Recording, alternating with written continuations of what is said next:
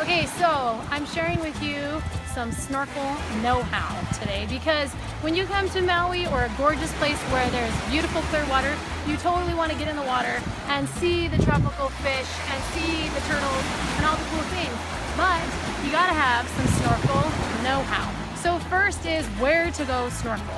So if you look out here, there's people, there's waves. This is not where you want to snorkel. The fish like to hang out around the coral, so if you look over this way, you can see lots of coral here. There's coral under the water, it's darker under the water. Where the water's really pretty and light blue, that's a sand bottom, and then you can kind of see some darker patches, that's coral. That's where you're going to want to snorkel, into the coral. So let's talk about what you're going to want to have.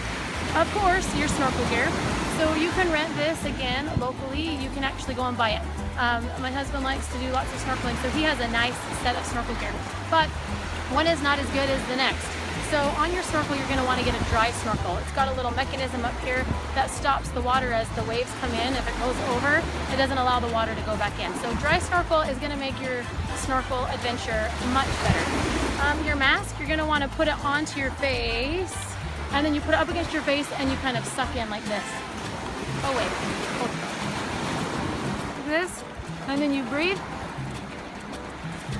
See how it sucks into my face? That's how you know you're going to get a tight seal around your face. So you got to have your snorkel gears.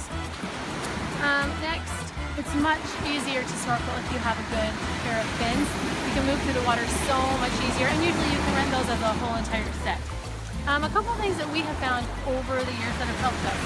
First is, this is kind of a defogger. A lot of your snorkel shops will have it. I think it's just dish liquid. So you might be able to mix up a little bit of water and dish liquid, but we call it frog spit. You're gonna pour a little bit here inside your mask and let it just kind of move around. You can dump it out or just leave it that way, but it's gonna make it so it doesn't get fogged up in your goggles, so you're not having to keep taking them off while you're snorkeling. Next thing that we found to be fantastic was these little neoprene booties. So I don't snorkel quite as much as my husband, but he's out there a lot.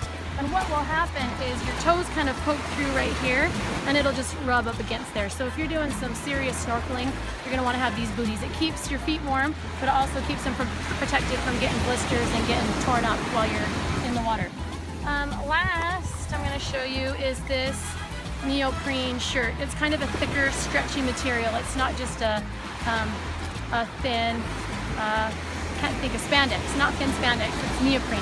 So I actually got me a little jumpsuit this last time. It keeps me much warmer in the water, but I like this for my husband to have this bright yellow so I can track him and see him where he's at and know that he's okay. But it's gonna keep you from getting sunburned. That's one thing you gotta watch for, is to make sure while you're out there where you're right at the surface of the water, it's easy to get sunburned. So this is nice to keep you warm, keep you sunburned, and it gives you a little bit of buoyancy as well. So we're a fan of these, and they're gonna last a long time, and you can pack them any trip that you go on. And I think that's pretty much our top snorkel tips and know-how.